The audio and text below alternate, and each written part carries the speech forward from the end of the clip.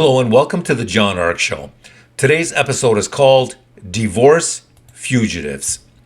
Before we begin, I want to encourage you to subscribe to our channel for free. You can also like, comment, and follow us.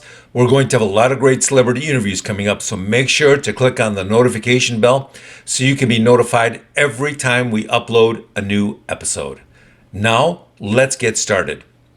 Why is it that in some states, divorce courts are doling out harsher judgments to men getting divorced than they are to criminals in their states who are going on trial for committing a crime? If you look at the anti-male bias that many divorce judges are demonstrating against men, it's amazing to see what's happening. Now, before we continue, there are, of course, some good and fair judges out there.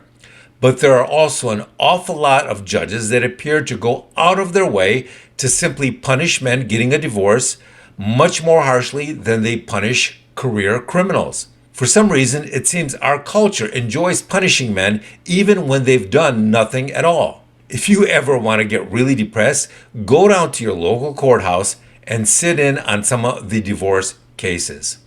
And then go down the hall and watch some of the murder trials. The first thing you'll notice is how depressing it is in divorce court. The murder cases are usually more interesting and compelling to watch, but the divorce cases are extremely depressing. You would think it would be just the opposite, but it's not. When you watch the people sitting in court who are watching a divorce trial, you almost always get the feeling that they can all relate because either they or someone they know has gotten divorced, and so it hurts them personally to watch what's going on.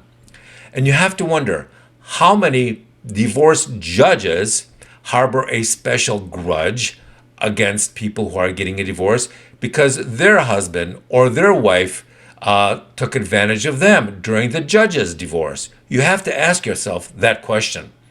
Another thing you'll notice is the difference in the way that judges talk to men versus women being divorced. Listen to the tone and the way they speak to each other. Women getting divorced tend to be spoken to more reverentially and sympathetically. Men getting divorced tend to be spoken to by the judges with a colder and angrier tone. Almost like a presumptive belief that the man is at fault no matter what he and his lawyer say. I'll tell you what else is really interesting. It's how many divorce courts will allow the prenups the couple had in place to be ignored or broken. In a lot of states, once a divorce judgment is rendered, there is no appealing it. You're stuck with whatever the judge orders. So, if a biased judge decides to break your prenup agreement and issue a crazy divorce decree, then you can't really do much about it. You're stuck. So what are people doing about these crazy divorce decrees? Well, some of them are fleeing the state.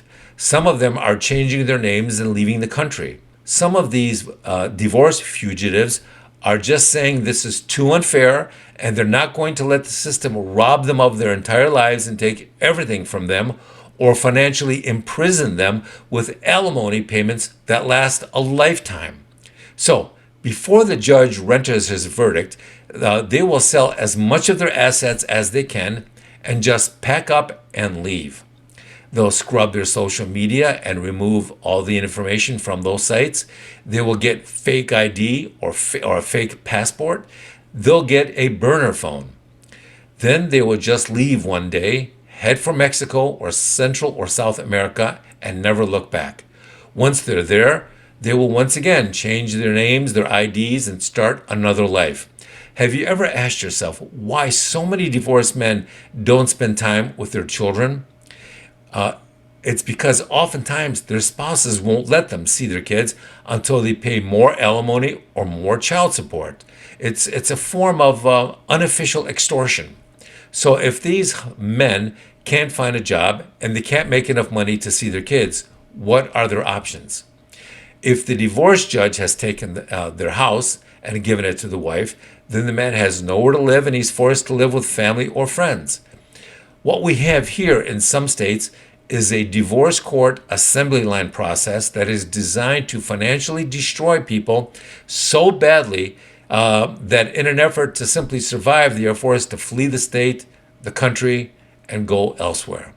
They create new identities and new lives and hope that this will allow them to survive for a while.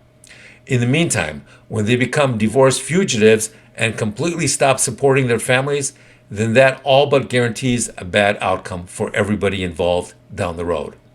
Somebody somewhere has to come up with a better solution. Thank you for watching. I want to encourage you to subscribe to our channel for free. You can also like, comment, and follow us.